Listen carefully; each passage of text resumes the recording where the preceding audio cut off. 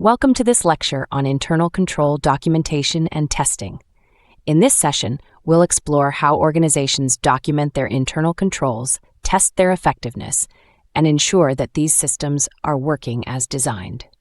Internal control documentation and testing are essential for maintaining accountability, supporting audits, and demonstrating compliance, especially under frameworks like COSO and regulations such as the Sarbanes-Oxley Act. Without proper documentation and testing, even the best designed controls can fail to deliver reliable assurance. Let's begin with documentation. Documentation provides a clear record of an organization's control processes, showing what controls exist, how they operate, who is responsible, and how they are monitored. It serves as both a guide for employees and evidence for auditors. Effective documentation includes several key components. First, control objectives. The goals each control aims to achieve, such as ensuring transaction accuracy or preventing unauthorized access. Second, control descriptions, details of how each control functions, including frequency, responsible parties, and supporting systems. Third, process maps or flowcharts, visual representations showing how transactions move through the system and where controls are applied. Fourth, control matrices, tables that link risks to controls, showing how each risk is mitigated and how its effectiveness is assessed. Fifth, evidence of performance, records like checklists, approvals, system logs, and reports that prove a control was executed as planned. Good documentation is clear, consistent, and easy to update.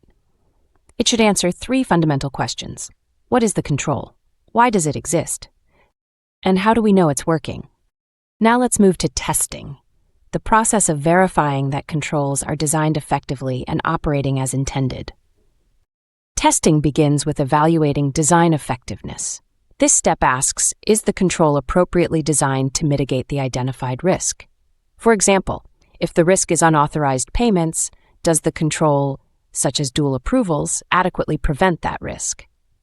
Design testing ensures the control logic is sound before assessing performance. Next comes operating effectiveness testing, which examines whether the control is functioning properly in practice. This involves reviewing evidence, reperforming control activities, and interviewing staff to confirm consistency. For example, auditors might review a sample of transactions to verify that required approvals were consistently obtained. Testing can be performed by internal audit teams, management, or external auditors.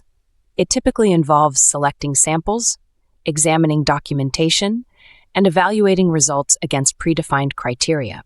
If exceptions are found, the organization must determine whether they represent isolated incidents or systemic weaknesses. There are several methods of testing. Asking personnel about how controls are performed. Watching employees perform control procedures in real time. Inspection, reviewing documents, reports, or system logs for evidence of control performance. Reperformance, independently executing the control to verify the results. A combination of these methods provides the most reliable assurance. When weaknesses or exceptions are identified, they should be documented, evaluated for severity, and followed by corrective action. COSO defines three levels of deficiencies: control deficiencies, significant deficiencies, and material weaknesses, depending on the potential impact on financial reporting or operations. Technology has made documentation and testing far more efficient. Many organizations use governance, risk, and compliance (GRC) software to automate documentation, track control performance, and manage testing results.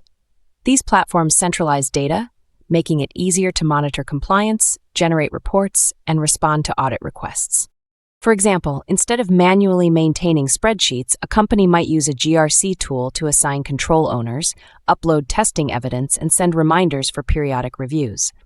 The system can automatically flag overdue controls or missing evidence, reducing human error and improving accountability. Testing frequency depends on the nature of the control and associated risk. High-risk areas, such as revenue recognition or cybersecurity, may require continuous monitoring, while lower-risk controls can be tested annually or periodically. Communication is another critical aspect. Test results and deficiencies must be reported to management and audit committees promptly. Transparency ensures timely remediation and continuous improvement of the control environment. Let's consider an example. A financial institution performs quarterly testing of its account reconciliation controls. During one review, auditors discover that reconciliations were not reviewed by supervisors in 2 out of 10 samples. Management investigates, identifies a training gap, and updates procedures. This proactive response strengthens control reliability and demonstrates effective oversight. To summarize, documentation and testing are the backbone of a strong internal control framework. Documentation ensures clarity, accountability, and audit readiness. Testing provides assurance that controls are effective and identifies opportunities for improvement.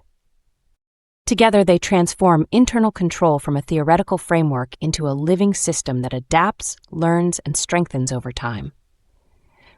In our next lecture, we'll move into operational and IT controls, where we'll see how technology and process management come together to enhance efficiency, security, and performance. Thank you for joining me in this session on internal control documentation and testing.